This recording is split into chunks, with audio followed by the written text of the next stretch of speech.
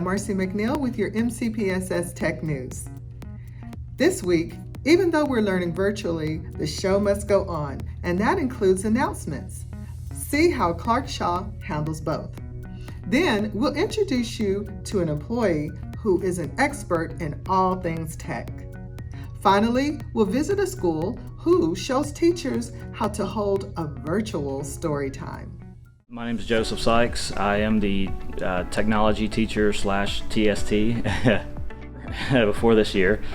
We have our studio. We went over every day. Teachers would let me know what needed to be on the news, and we would go in there, put it all together, have a teleprompter set up for my students who are on camera to go my anchors to go ahead and read through. Have someone working the magic coder to make sure that the right images go up to kind of fall on the green screen effect side of things. We have our sound person who's there to make sure there's no static or anything like that in the sound, and everybody else was basically the audience, just being there to step in if need be, or if we needed any information to kind of help get that for us. So this year, I was like, wow, what am I going to do to make this work? So the only thing I could think of was they have webcams, so there's no reason why they can't record.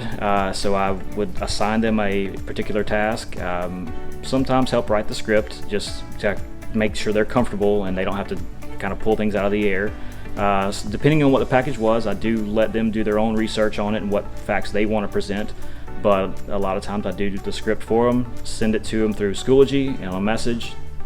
They get on their webcam and they record. From there, I've been using Screencast-O-Matic to allow me to put up images around them. Allowed me to use a green screen effect so that I can still use other images besides just the student on camera. With that, I was able to do some pretty neat editing actually to adjust things so that you don't see just a kid. You have to make sure that your lighting and your background and everything is okay, because here you have your lights and you have your green screen and you have your camera and you have everybody helping you to make sure that it looks okay. But at home, it's just you and your mom or your dad or something trying to figure it out. And if you don't have the right lights or you don't have the right background, you're constantly having to move, and here you just stand in front of a green screen and you press record. So it's a little more difficult, but it's still really fun. Gary McGillberry, network technician. My main job consists of smart boards. That's my baby, so I got to take care of them. Every smart board we got 89 schools.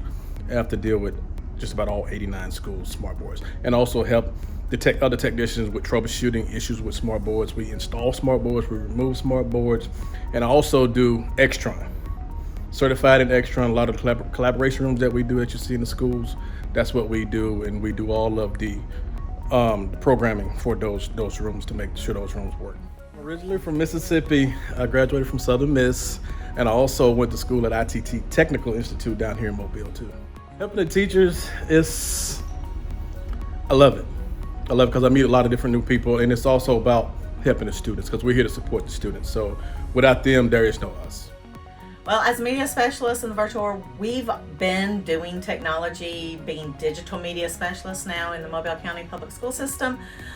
It is different though, because I don't get to see my students face to face. I have to see them via a computer. I do get to see them occasionally when we take library books to their classroom.